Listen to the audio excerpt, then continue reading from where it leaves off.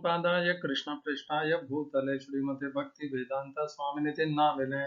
हरे कृष्ण कृष्ण कृष्ण हरे हरे, हरे राम राम राम हरे हरे। श्री ऐसी भक्ति वेदांत स्वामी प्रभुपाद की जय, आचार्य महात्मा गांधी जी की जय। भगवद गीता 2020 में आपका स्वागत है। आज की श्लोक संख्या 13वें अध्याय का 21वां श्लोक है। पुनर्कथन कर लेते हैं पिछले श्लोक का। 13वें अध्याय का 20वां श्लोक। प्रकृतिं पुरुषं चैव विद्यनादि उभावपि विकारांश गुणांश्चैव विद्धि प्रकृति संभवान। तो भगवान ने इस श्लोक में बताया यहाँ पर पुरुषम शब्द का जो प्रयोग किया गया है, जैसे अभी हम 8वें अध्याय में देखेंगे, तो 8वें अध्याय में यही पुरुषम शब्द भगवान के लिए प्रयोग में किया गया है। आप 8वें अध्याय का 22वां श्लोक देखिए। पुरुषस्य परपार्थ भक्त्या लभ्यस्त्वनन्यया यस्यांतस्थानि भूतानि येन सर्वमिदं ततम्। तो यहाँ पर पुरुषस्य परपार्थ, तो यहाँ पर पुरुष शब्द भगवान के लिए प्रयोग में लिया गया है। 8वें अध्याय का 22वां श्लोक। और इसी कारण से जब मैं इस 13वें अध्याय के 20वें श्लोक से पढ़ता था, तब मुझे ऐसा लगता था कि यहाँ पर भी पुरुषम शब्द का वही अर्थ होना चाहिए। किंतु हम इस बात को अच्छे से समझ लें, स्वीकार भी कर लें कि 13वें अध्याय के 20वें श्लोक से लेकर के 34वें श्लोक तक पुरुषम शब्द का अर्थ जीवात्मा है, भगवान नहीं है। और जैसे हम इन श्लोकों का अध्ययन करते जाएंगे, यह हमारे लिए स्पष्ट होता ही जाएगा कि पुरुषम शब्द का अर्थ भगवान हो भी नहीं सकता है। तो भगवान कहते हैं प्रकृति और पुरुष ये दोनों अनादि हैं। इन दोनों को अनादि इस प्रकार जानना चाहिए। अनादि अर्थात जिनका कोई आदि नहीं है, और जिसका आदि नहीं होता उसका अंत भी नहीं होता। अर्थात जैसे प्रभुपाद ने बहुत बढ़िया से समझाया है, जो अनादि होते हैं वे सृष्टि के अंत में भगवान में लय हो जाते हैं, और पुनः भगवान से जब सृष्टि का सृजन पुनः होता है, तब वे भगवान से पुनः आ जाते हैं। अव्यक्तादीनि भूतानि व्यक्त मध्यानि भारत अव्यक्त निधनान्येव तत्र का परिवेदना। तो वे पुनः अव्यक्त हो जाते हैं, फिर व्यक्त हो जाते हैं। तो इस प्रकार जब कल्प का प्रारंभ होता है, तब ये पुनः व्यक्त हो जाते हैं। अनादि हैं, अंत नहीं होता इनका। ये केवल भगवान में जैसे हम एम्फीबियन अवस्था बोलते हैं, जैसे हम उसको बोलते हैं मेंढक को, जो पड़ा रहता है, वैसे ये भी अचेत अवस्था में पड़े रहते हैं भगवान में। विकारांश गुणांचैव विद्धि प्रकृति संभवान। विकार और गुणों को प्रकृति से उत्पन्न इस प्रकार जानना चाहिए। ये विकार कौन से होते हैं, ये मुझे रामसुखदास जी महाराज के समझ से पता चला। उन्होंने जो ज्ञान दिया है, उपदेश दिया है, तात्पर्य दिया है, उससे मुझे समझ में आया। थोड़े मुझे ज्ञात थे और स्पष्टतया वहां से ज्ञात हुए। तो भगवान ने 13वें अध्याय के 6 और 7वें श्लोक में क्षेत्र का विस्तार बताया है, और क्षेत्र में 24 प्रकार के अंग होते हैं क्षेत्र के, और उन्हीं में भगवान ने बताया सुख दुख और लाभ हानि, जय पराजय, इस प्रकार के ये जो नहीं क्षेत्र से संबंधित जो है, देखिए हम वहीं पे चलते, ये द्वंद्व नहीं है, ये शरीर के संबंधित जो होते हैं उसका विषय है। तो 13वें अध्याय के 7वें श्लोक में क्षेत्र में ये 7 विकार आते हैं। कौन से हैं वे? इच्छा द्वेष सुखम दुखम संघात चेतना धृति ही। इच्छा, द्वेष, सुख, दुख, संघात, चेतना और धृति, ये 7 विकार हैं जो क्षेत्र के हैं, और उन्हें ही यहाँ पर विकार कहा गया है। यहाँ पर जिन विकारों का वर्णन हुआ है, चर्चा हो रही है, ये वे 7 विकार हैं जो क्षेत्र से संबंधित है। इनका संबंध द्वंद्वों से नहीं है। इसमें जय पराजय, लाभ हानि, मान अपमान, वे द्वंद्व नहीं आए हैं। यहाँ पर जो शरीर से सीधे सीधे जुड़े हुए हैं, इच्छा द्वेष सुख दुख संघात चेतना धृति ही, वे आते हैं। इच्छा द्वेष हम जानते ही हैं, सुख दुख भी हम समझते हैं। संघात, संघात होता है इन सब का इकट्ठा समूह। चेतना भी हम जानते हैं क्या होती है, जीवन के लक्षण। और धृति अर्थात दृढ़ता, धैर्य, ये है विकार। और विकार क्यों कहे जाते हैं? क्योंकि ये परिवर्तित होते रहते हैं, ये एक से नहीं रहते। इच्छा द्वेष हमारी बदलती रहती है, सुख दुख भी बदलते रहते हैं। ये जो समूह है इन सब का, इसमें भी परिवर्तन होता रहता है। और चेतना हमारी कभी सात्विक रहती है, कभी तामसिक रहती है। इस प्रकार गुणों के प्रभाव से परिवर्तित होती रहती है। और दृढ़ता, कभी हम किसी विषय में दृढ़ होते हैं और किसी विषय में हम एकदम दुर्बल बन जाते हैं। तो ये हमारी धैर्य है हमारा, जो वह भी बदलता रहता है। तो इन सातों को मिला करके विकार कहा गया है। इसी प्रकार इसको संक्षेप में जान लीजिए, ज्यादा विस्तार में गहराई में जाने का आवश्यकता नहीं है। और रामसुखदास जी महाराज ने तो खैर बहुत गहराई से लिखा है, परंतु हमें ऊपर ऊपर से समझ लेना हमारे लिए पर्याप्त है। तो 7 प्रकार के ये विकार, ये प्रकृति से उत्पन्न होते हैं। और क्या उत्पन्न होते हैं? गुणांशैव है। तो वैसे तो विकार 10 होते हैं, 7 यहाँ पर है। इनके अलावा मन, बुद्धि और अहंकार, कुल मिलाकर के 10 प्रकार के विकार होते हैं। 7 हैं जो शरीर से सीधे यहाँ पर लिखे हैं। और वे जो हैं, मन, बुद्धि, अहंकार भी शरीर के ही हैं। वे जैसे भूमि, आप, अनल, वायु, खम, मनो, बुद्धि रेव च अहंकारमितेयं में भिन्ना प्रकृति अष्टदा अपरेयमितस्त्वन्याम प्रकृतिं विद्धि में पराम जीवभूतां महाबाहो यजेदम धार्यते जगत। तो मन, बुद्धि, अहंकार वहां से आते हैं 7वें अध्याय के 4थे श्लोक से। और ये 7 विकार 13वें अध्याय के 7वें श्लोक से आते हैं। ये सभी मिलाकर के हमारे क्षेत्र का निर्माण होता है। क्षेत्र में ये सभी सम्मिलित रहते हैं। क्षेत्र इन सब का संघात है, अर्थात समूह है। अब हम आ जाते हैं गुण। तो गुण तो 3 ही प्रकार के होते हैं, सात्विक, राजसिक और तामसिक। और ये 3 गुण जब इस 10 प्रकार के विकारों से जुड़ते हैं, तो ये विकारों में हा क्या परिवर्तन लाते हैं, और निरंतर परिवर्तन लाते रहते हैं। और उन्हीं से हमारा ये संसार चलायमान रहता है। क्योंकि जैसे गुणों का प्रभाव, उसी प्रकार हमारे विकार परिवर्तित नित्य होते रहते हैं, बारंबार प्रति क्षण होते रहते हैं। और ये सब हमें प्रकृति से हो रहे हैं, ऐसा जानना चाहिए। हम इनके सृष्टा नहीं हैं। ये जो गुण हैं, ये प्रकृति से उत्पन्न होते हैं। और हमने इन्हें जोड़कर भी देखा है। अब आज की श्लोक संख्या 13वें अध्याय का 21वां श्लोक। भगवान इसी प्रकृति और जीवात्मा का जो संबंध है, इसी को विस्तार से बताने वाले हैं। उन्होंने इस 20वें श्लोक में ये तो बता दिया कि विकार और गुण प्रकृति से उत्पन्न होते हैं। पुरुष प्रकृति से उत्पन्न नहीं होता है। पुरुष जो है जीवात्मा, वो भगवान का सनातन अंश है। वह भगवान की अपरा प्रकृति है। और जो भगवान की अपरा नहीं, परा प्रकृति है। और जो अपरा प्रकृति है, वह इस प्रकृति के अधीन है, जिसकी यहाँ पर भगवान जिसका नाम ले रहा है, अपरा प्रकृति। अपरा प्रकृति भगवान की प्रकृति के अधीन है, और यह प्रकृति भगवान के अधीन है। मया अध्यक्षेण प्रकृति ही सूयते स चराचर। आज की श्लोक संख्या 13वें अध्याय का 21वां श्लोक। कार्य करण कर्तृत्व हेतु प्रकृतिरुच्यते पुरुष सुख दुखानाम भोक्तृत्व हेतुरुच्यते। हिंदी अनुवाद गीता यथारूप श्रील प्रभुपाद। प्रकृति समस्त भौतिक कारणों तथा कार्यों, परिणामों की हेतु कही जाती है, और जीव, पुरुष इस संसार में विविध सुख दुख के भोग का कारण कहा जाता है। English translation Gita as it is Swami Prabhupada. Nature is said to be the cause of all material activities and effects, whereas the living entity is the cause of the various sufferings and enjoyments in this world.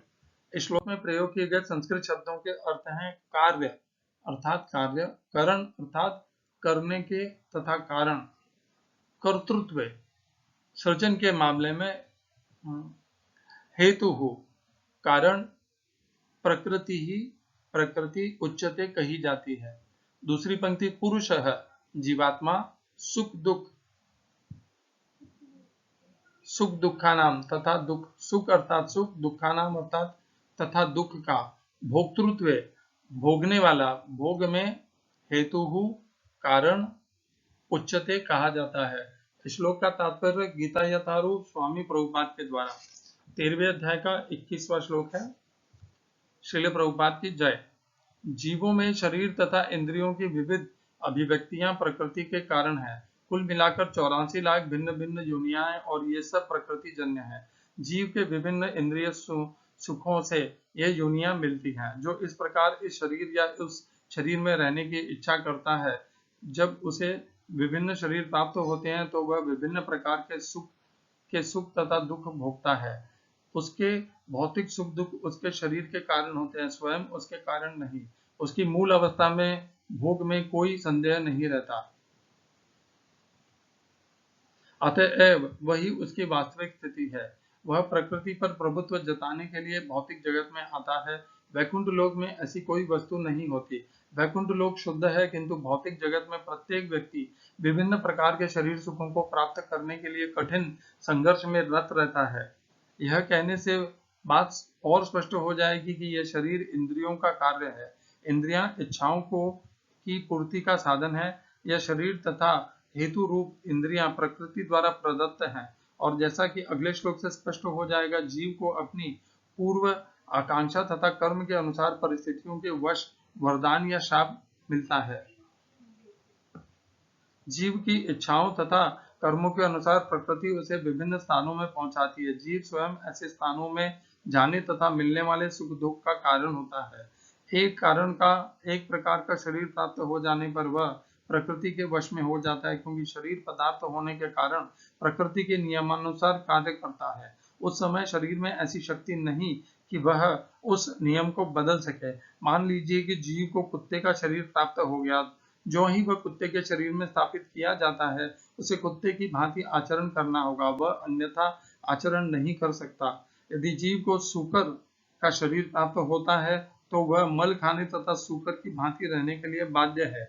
इसी प्रकार यदि जीव को देवता का शरीर प्राप्त हो जाता है तो उसे अपने शरीर के अनुसार कार्य करना होता है। यही प्रकृति का नियम है, लेकिन समस्त परिस्थितियों में परमात्मा जीव के साथ रहता है। वेदों में इसकी व्याख्या इस प्रकार की गई है, परमेश्वर जीव पर इतना कृपालु है कि वह सदा जीव के साथ रहता है और सभी परिस्थितियों में परमात्मा रूप में विद्यमान रहता है। हरे कृष्णा। ओम अज्ञानतिमिरन्धस्य ज्ञानाञ्जनशलाकया चक्षुरुन्मिलितं येन तस्मै श्रीगुरुवे नमः। एकं शास्त्रं देवकीपुत्र गीतम् एको देवो देवकीपुत्र एव एको मन्त्रस्तस्य नामानि यानि कर्माप्येकं तस्य देवस्य सेवा। हरे कृष्णा। ये श्लोक कठिन रहने वाले हैं समझने के लिए। जिसकी जितनी पवित्रता, शुद्धता और योग्यता होगी, उसी मात्रा में ये श्लोक समझ में आएंगे। आज 22-25 साल का अध्ययन करने के पश्चात भी मुझे थोड़े थोड़े समझ में आते हैं। मैंने आज भी स्वामी रामसुखदास जी के बताए हुए तात्पर्य से आधार प्राप्त किया, और यह कहने में बिल्कुल लज्जा नहीं आती मुझे। अब आगे बढ़ते हैं। कार्य करण कर्तृत्वे हेतु प्रकृति रुच्यते। तो कार्य अर्थात कर्म, करण अर्थात कारण नहीं है, करण है। करण अर्थात करने के माध्यम, कर्तृत्व और करने वाला, करने का जो एक्शन है वह, इनका ये सब प्रकृति से उत्पन्न होते हैं। कर्म करने के साधन करण, और कर्तृत्व कर्म करने का जो धैर्य है, दृढ़ता है, संकल्प है, ये सब प्रकृति से उत्पन्न होते हैं। पुरुष जो है, चूंकि जीवात्मा के शरीर के माध्यम से ये कार्य होता है, जीवात्मा के शरीर के करणों के द्वारा यह कार्य होता है, और जीवात्मा यह समझ लेता है कि यह मुझ शरीर ने किया है, कर्तृत्व, और वह कर्तृत्व का अभिमान कर लेता है। और इस प्रकार अभिमान करने से वह इन कर्मों से उत्पन्न होने वाले सुख दुखों से के भोगने में अपने आप को इतना आसक्त कर लेता है कि वह पुरुष सुख दुखाना, वह उन्हीं को भोगने के लिए कारण कहा जाता है। पुरुष सुख दुखानाम भोक्तृत्व हेतु रुच्यते। और जो जीवात्मा है वह सुख दुख को भोगना यही उसका हेतु ऐसा कहा जाता है। इस प्रकार हमें इस श्लोक को समझना चाहिए। ठीक है, पिछले श्लोक में हमें ये तो बता दिया था कि विकार और गुण प्रकृति से उत्पन्न होते हैं। इस श्लोक में अब क्या बता दिया है भगवान ने, नया क्या बताया है हमें? तो भगवान ने ये नया बता दिया कि विकार और गुण तो प्रकृति से उत्पन्न होते हैं, ये हमें पहले बता दिया था। अब भगवान ने बताया कि जो कर्म भी पुरुष करता है, जो जीवात्मा जिस शरीर में है, देखिए जीवात्मा किसी न किसी शरीर में है। यदि वह इस धरती पर है तो जीवात्मा स्वतंत्र तो है ही नहीं, इस प्रकृति के वश में है। और प्रकृति के वश में है तो प्रकृति के ये तीन गुण जीवात्मा को किसी न किसी प्रकार के, किसी न किसी योनि के शरीर से बांध देते हैं। क्योंकि यदि वह जीवात्मा इस शरीर में है तो वह इस प्रकृति के अधीन हो जाता है। वैसे जीवात्मा इस प्रकृति से श्रेष्ठ है क्योंकि भगवान की पराशक्ति है, किंतु जीवात्मा अज्ञान में आ जाता है, मोह में आ जाता है, काम और लोभ में आ जाता है। वह इस प्रकृति के आकर्षण से पूर्णतया मोहित हो जाता है। इस प्रकृति में उसे जो आकर्षण दिखते हैं, भोगने की वस्तुएं, सामान दिखती हैं, माध्यम दिखते हैं, उससे वह ऐसा आकर्षित होता है कि वह इस प्रकृति में डूब जाता है। जैसे ही वह इस प्रकृति में आकर्षित होता है तो ये प्रकृति के सात्विक, राजसिक और तमस गुण उस जीवात्मा को शरीर से बांध देते हैं। कैसे शरीर से बांध देते हैं, ये इस पर निर्भर करता है कि जीवात्मा के पहले के कर्म कैसे हैं और कर्म के फल क्या संचित किए हुए हैं। और जिस प्रकार के जीवात्मा के संचित कर्म फल हैं, उनके अनुकूल जो भी शरीर प्राप्त होता है, उस शरीर में वह जीवात्मा बंध जाता है। तो जीवात्मा को इस संसार के, जैसे हमें भी देखिए आप, हमें यहाँ के भोग, वस्तु, जमीन, इंद्रिय सुख कितने आकर्षित करते हैं, आज भी आकर्षित करते हैं जब हम इस शरीर में हैं। जब हम इस शरीर में नहीं होते हैं, जब इस शरीर को छोड़ते हैं, तब भी हमें ये इतने ही आकर्षित करते हैं। और उस आकर्षण के कारण ही हम इस शरीर को छोड़ करके पुनः हम प्रकृति में ही रहना चाहते हैं। हम भगवान के परम धाम में जाना ही नहीं चाहते। क्यों? क्योंकि हमें यहाँ की धन, संपत्ति, पद, प्रकृति के ऊपर वर्चस्व करने का जो स्वभाव है, जो हमारी ये प्रकृति के साथ निरंतर हमारा युद्ध चलता है, हमें यह अतिशय प्रिय और आकर्षित लगने लग जाता है। और हम इसी का आस्वादन करने में अपना सुख समझने लग जाते हैं। और जब ऐसा हमारी मोहित ज्ञान हो जाता है तो हम पुनः बार बार इस प्रकृति के वश में हो जाते हैं। ये प्रकृति हमें किसी न किसी योनि में डाल देती है, उस योनि के अनुकूल हम आचरण करने लग जाते हैं। तो यहाँ पर यही बताया है, कार्य करण कर्तृत्व हेतु प्रकृति रुच्यते।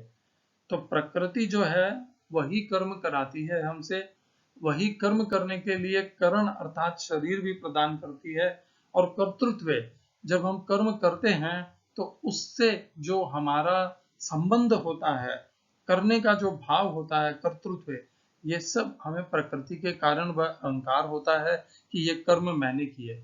और जैसे ही कर्तृत्व, ये भान हमारे में आता है कि ये कर्म मैंने किए हैं, हम उनके कर्मों के फलों में बंध जाते हैं। और बंद करके हम क्या करते हैं, हम जन्म मृत्यु के चक्र में फंस जाते हैं। तो इस प्रकार जो भी शरीर के द्वारा कर्म होते हैं वे वास्तव तो प्रकृति के द्वारा कराए जाते हैं, किंतु चूंकि वे इस शरीर के अंगों के द्वारा संपादित किए जाते हैं तो हम उनमें कर्तृत्व, कर्ता का भाव जोड़ लेते हैं और जोड़ करके स्वयं को उसका कर्ता मान लेते हैं। ये सब प्रकृति की मोह मायामयी शक्ति है, जिससे प्रकृति हमें इस प्रकार अज्ञान और भ्रमित करने में सफल हो जाती है और बहुत सरलता से वह हमें मोहित कर लेती है कि ये सब तो मैंने ही किए हैं, जबकि वास्तव में समस्त कर्म कार्य ये सब प्रकृति क्रियमाणानि गुण कर्माणि सर्वशः, सब कुछ प्रकृति और प्रकृति के गुणों के द्वारा होता है। समस्त कार्य और कार्य करने के जो कारण हैं ये भी प्रकृति के द्वारा ही हमें शरीर के रूप में प्राप्त होते हैं और कर्म करने के पश्चात जो भाव है कर्तृत्व का, वह भी हमें प्रकृति के द्वारा ही प्राप्त होता है। पुरुष क्या है? अब आगे दूसरी पंक्ति, पहली पंक्ति में ये था कि ये सब प्रकृति से इनका क्या संबंध है, कर्म, शरीर के अंग और अहंकार, कर्ता का जो भान है वह। तो दूसरी पंक्ति में भगवान कहते हैं पुरुष सुख दुखा नाम भोक्तृत्व हेतु रुच्यते, और जो पुरुष है अर्थात जीवात्मा है, वो सुख दुख को भोगने का हेतु माना जाता है। पुरुष जो है सुख दुख, पुरुष को सुख दुख, ये जो द्वंद्व है ये अत्यंत आकर्षित करते हैं। आकर्षित पुरुष इनके प्रति आकर्षित होके इन्हें भोगने की वृत्ति को प्राप्त करता है। पुरुष निरंतर सुख को पाना चाहता है और दुख से अपने आप को बचाना चाहता है, और इस प्रकार की प्रवृत्ति को पा लेता है जब वह पुरुष इस प्रकार इनको भोगने की इच्छा और लालसा लेता है। तो पुरुष सुख और दुख को भोगने का कारण कहा गया है। तो पुरुष का सारा आकर्षण अर्थात हेतु इन सुख दुख को भोगने का रहता है। यह भगवान कहना चाह रहे हैं इस श्लोक की दूसरी पंक्ति में, पुरुष सुख दुखा नाम भोक्तृत्व हेतु रुच्यते। सारा ये संसार और ये जन्म मृत्यु ये सब हमें इसीलिए प्राप्त होते हैं क्योंकि हम सुख दुख को भोगने का अपना आकर्षण रखते हैं, अपना मन रखते हैं, इसीलिए हमें इस संसार को प्राप्त करना पड़ता है, यही कारण है। तो इस प्रकार का भगवान ने पहली बार नहीं कहा है हमें, तो भगवान ने पहले भी देखिए ये सब कहा है। हम देखते हैं भगवान ने कहाँ कहाँ हमें कहा है, उससे हम संबंध जोड़ते हैं। तो देखिए प्रकृति से ये सब होता है, ये भगवान ने हमें पहले भी बताया। तीसरे अध्याय का 5वां श्लोक है, न ही कश्चित क्षणम अपि जातु तिष्ठति अकर्मकृत, कर्म किए बिना कोई भी एक क्षण भी नहीं रह सकता। कार्यते ही अवश्य कर्म सर्व प्रकृति जैर्गुण ही, सभी कर्म करने के लिए विवश होते हैं प्रकृति के गुणों के द्वारा। तो यहाँ पर ही भगवान ने हमें बता दिया था कि प्रकृति के गुणों के कारण हम कर्म करने के लिए विवश होते हैं। यही भगवान ने 13वें अध्याय के 21वें श्लोक में कहा, कार्य करण कर्तृत्व हेतु प्रकृति रुच्यते। इन सब का कर्म करने का कारण, कर्म करने के साधन शरीर के, और कर्म करने कारण का जो भाव है अहंकार का या कर्ता का जो भाव है, ये सब प्रकृति के द्वारा उत्पन्न होते हैं, इनका हेतु प्रकृति है। ऐसा ही भगवान ने एक जगह और कहा, तीसरी ही अध्याय के 27वें श्लोक में, प्रकृति क्रियमाणानि गुणे कर्माणि सर्वस्व है, अहंकार विमूढ़ आत्मा कर्ता हम इति मन्यते। भगवान ने बहुत स्पष्ट कह दिया इस श्लोक में, हम मान नहीं पाते हैं इसे, हम जीवन भर इस श्लोक का विरोध करते रहते हैं, अज्ञानवश हम इस श्लोक को स्वीकार नहीं कर पाते। यदि इस श्लोक को हम स्वीकार कर लेते तो हम जन्म मृत्यु के बंधन से छूट जाते, किंतु विरला ही कोई करोड़ों में कोई एकाध मनुष्य इस श्लोक को अपने व्यवहार में उतार पाता है। भगवान कहते हैं प्रकृति क्रियमाणानि गुणे कर्माणि सर्वस्व, प्रकृति क्रियमाणानि, प्रकृति ही कराती है और गुणों के माध्यम से समस्त कर्म होते हैं। गुण कर्माणि सर्वस्व, प्रकृति करवाती है गुणों के द्वारा समस्त कर्मों को, लेकिन अहंकार के कारण अज्ञान और भ्रम से मोहित हुआ जीवात्मा समझता है कि मैं कर रहा हूं। भगवान स्पष्ट कह रहे हैं कि कर्ता कौन है? प्रकृति। प्रकृति किसके माध्यम से कराती है? गुणों के माध्यम से। क्या कराती है? समस्त कर्मों को। किंतु पुरुष अर्थात जीवात्मा क्या सोचता है कि मैं कर रहा हूं, और यही भगवान यहां पर कह रहे हैं, कार्य करण कर्तृत्व हेतु प्रकृति रुच्यते। कार्य अर्थात कर्म, करण अर्थात करने के जो अंग हैं, और कर्तृत्व करने का जो भाव है, ये सब प्रकृति के द्वारा होते हैं और प्रकृति ही इनके पीछे का कारण है। पुरुष सुख दुखानाम भोक्तृत्व हेतु उच्यते, पुरुष सुख दुख को भोगना यही इसका कारण है कि जिसके कारण पुरुष प्रकृति से बंधा हुआ है। इस प्रकार हमने दो श्लोकों को जोड़ करके देखा कि भगवान ने प्रकृति के द्वारा सारे कर्म होते हैं, यह हमें पहले भी समझाया था तीसरे अध्याय में भी, और अब भी भगवान वही हमें समझा रहे हैं। कार्य करण कर्तृत्व हेतु प्रकृति रुच्यते। प्रकृति करती है, लेकिन पुरुष क्या समझता है, मैं करता हूं, और मैं करता के इस अज्ञान और मोह के कारण पुरुष केवल सुख और दुख ही भोगता है।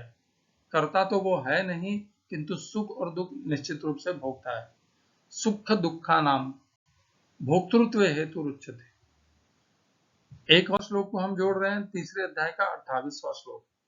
तत्ववित्तु, लेकिन जो तत्व को जानते हैं महाबाहो, गुण कर्म विभाग, जो गुण और कर्म के तत्व को जानते हैं, वे इस प्रकार नहीं सोचते। प्रकृति क्रियमाणानि गुण कर्माणि सर्वशः, वे इसी प्रकार सोचते हैं।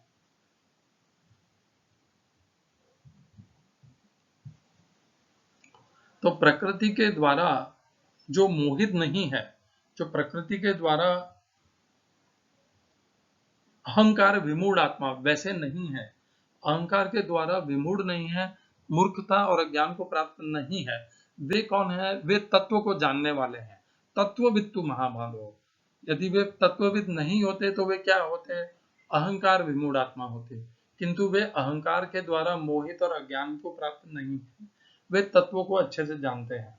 कौन से तत्वों को जानते हैं, गुण कर्म विभागयो, गुण और कर्म पर कौन से गुण, प्रकृति के गुण और कर्मों के विभागों को अच्छे से जानते हैं।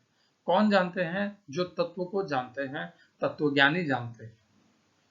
क्या जानते हैं वे, गुणा गुणेषु वर्तन्ते इति मत्वा न सज्जते, वे ये अच्छे से समझते हैं कि गुण ही गुणों में चलायमान है। गुण गुणों में, इसका क्या अर्थ है, तो कहने का अर्थ यह है कि इंद्रिय और इंद्रियों के विषयों में, इंद्रिय इंद्रियों के विषयों में वर्तनते अर्थात बरत रहे हैं, इस प्रकार कौन मानता है, जो तत्व ज्ञान को जानता है वह मानता है। और जब वह ऐसा जान लेता है कि इंद्रिय इंद्रियों के विषयों के प्रति बर्ताव कर रही है, व्यवहार कर रही है, तो वह सजग हो जाता है और अपने आप को निर्लिप्त कर लेता है इंद्रिय और इंद्रियों के गुण भोग से। और इस प्रकार जान करके वह पुनः इसमें, इस अज्ञान में पुनः इस अज्ञान को पुनः प्राप्त नहीं होता। तो एक बार यदि तत्वविद तत्व को ज्ञान प्राप्त कर लेता है, तो वह फिर गुणों और गुणों के विषयों के प्रति आकर्षित नहीं होता है। वह जानता है कि गुण ही गुणों के विषयों के प्रति आकर्षित है, और इस प्रकार उनके आकर्षण को जान करके वह उनसे ऊपर उठ जाता है और उनके आकर्षण से वह मोहित नहीं होता। यही भगवान ने चौथे अध्याय के 35वें श्लोक में भी कहा, यज् ज्ञात्वा पुनर्मोहम एवं यस्य पांडव येन भूतान्यशेषेण द्रक्षस आत्मन्यतो मयि। तो भगवान तत्ववित्तु जो होते हैं, वे ऐसा ज्ञान प्रदान करते हैं जिसको जानने के पश्चात में पुनः और कुछ जानने जैसा शेष नहीं रह जाता। यद ज्ञात्वा न पुनर्मोहम एवं यस्य पांडव, जिसको जान करके वह पुनः मोह को प्राप्त नहीं होता। यद ज्ञात्वा न पुनर्मोहम एवं यस्य पांडव येन भूतानि अशेषेण, समस्त भूत प्राणियों को येन भूतान अशेषेण द्रक्षस आत्मन्यथो मयि, अपनी आत्मा में और मुझ में भी देखता है। वह भिन्नता, पृथकता और एक दूसरे को प्रति भिन्नता का उसका भाव नष्ट हो जाता है। क्यों नष्ट हो जाता है, क्योंकि वह तत्व को जान लेता है। तत्व को जानने के परिणाम स्वरूप वह अपने को दूसरों से भिन्नता का ज्ञान से ऊपर उठ जाता है। इस प्रकार हमने जाना कि कार्य करण कर्तृत्व हेतु प्रकृति रुच्यते, कर्म कर्म करने के अंग, शरीर के साधन और कर्म करने का भाव और स्वभाव, ये सब प्रकृति के द्वारा उत्पन्न होते हैं और प्रकृति ही इनके पीछे का कारण है। और पुरुष सुख दुखानां भोक्तृत्व हेतु उच्यते। और पुरुष सुख दुख को भोगने की इच्छा रखता है, यही कारण है कि पुरुष इन सब से बंध जाता है। हरे कृष्णा। श्रील एसी भक्ति वेदांत स्वामी प्रभुपाद की जय। आचार्य महात्मा गांधी जी की जय।